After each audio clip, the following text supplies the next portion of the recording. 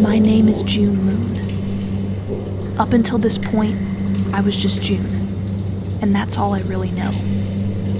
How this all happened was just my fate. Wrong place, wrong time.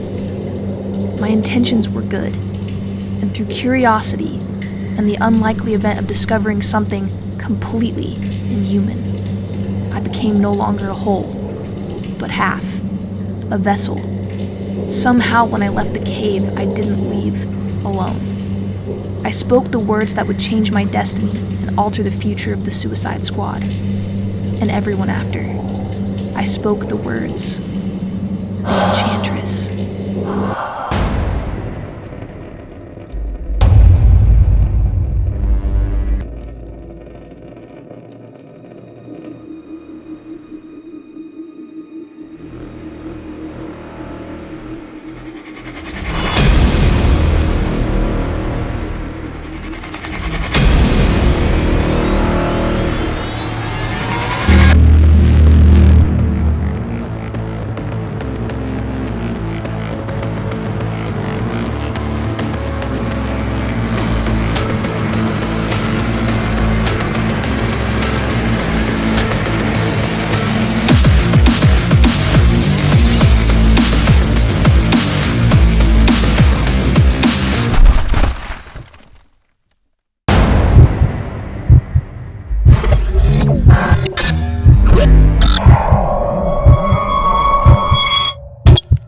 Let's do something fun.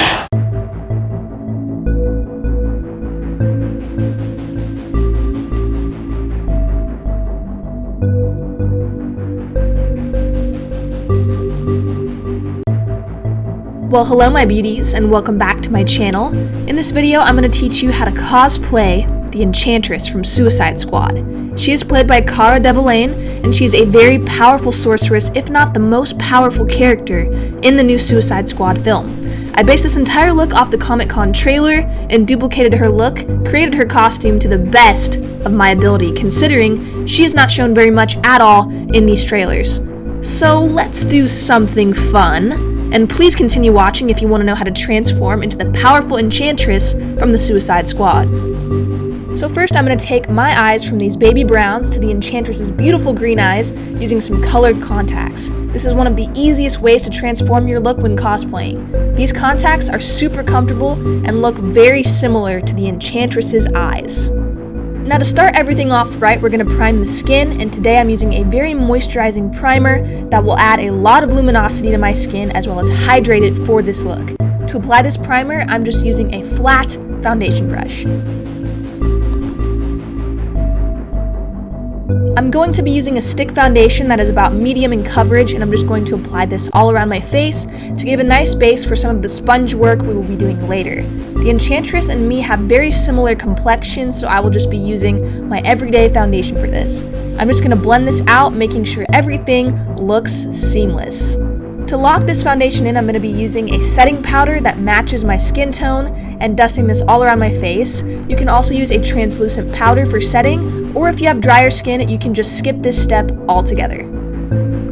So the Enchantress has really great brows. As some of you may know, the actress that plays the Enchantress is Cara Delevingne. She's also a model, and she's very much known for her eyebrows. So today we're going to take my wimpy, lightly colored brows to the dark side by applying a brow powder that's about 3 to 4 shades darker than my natural color.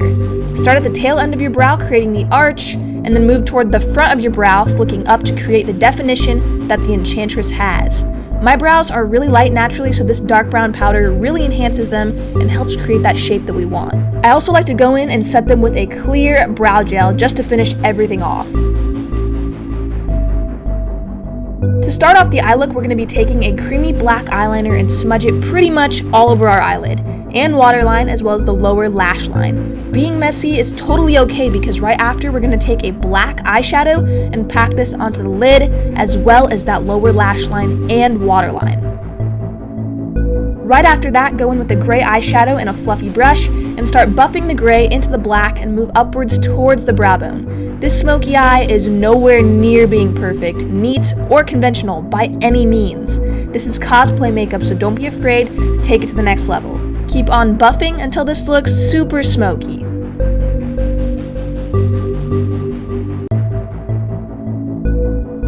For this next step, I'm going to start winging out this look with the gray eyeshadow and the fluffy brush, as well as drawing some tear streaks down my eyes. The Enchantress has this illusion that looks as if these black tears are coming down her face, or the fact that the evil is just oozing out of her eyes.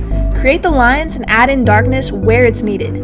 I started at the outer portion of my face and worked my way in.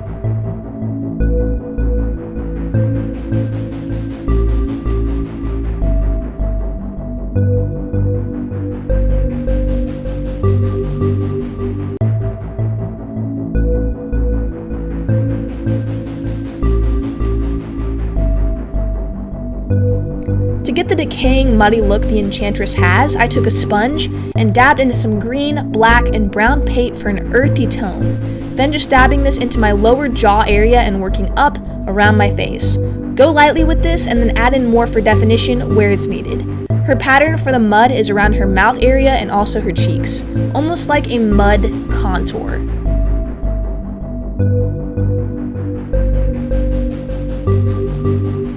Now for the fun part, we're going to start adding in the writing that the Enchantress has on her forehead, as well as her cheeks. She has 3 lines of writing on her forehead and 2 lines of writing on her cheeks. There is no rhyme or reason to this. I just went in and wrote out symbols that look legit but really essentially mean absolutely nothing whatsoever. So be creative and just try and draw in letters with some character added to them. Adding in lines and dots helped the writing look a lot more detailed. The smaller the writing, the better, so be sure to use a very thin brush. I'm using body paint to draw this in, but a liquid eyeliner or pencil will work just the same.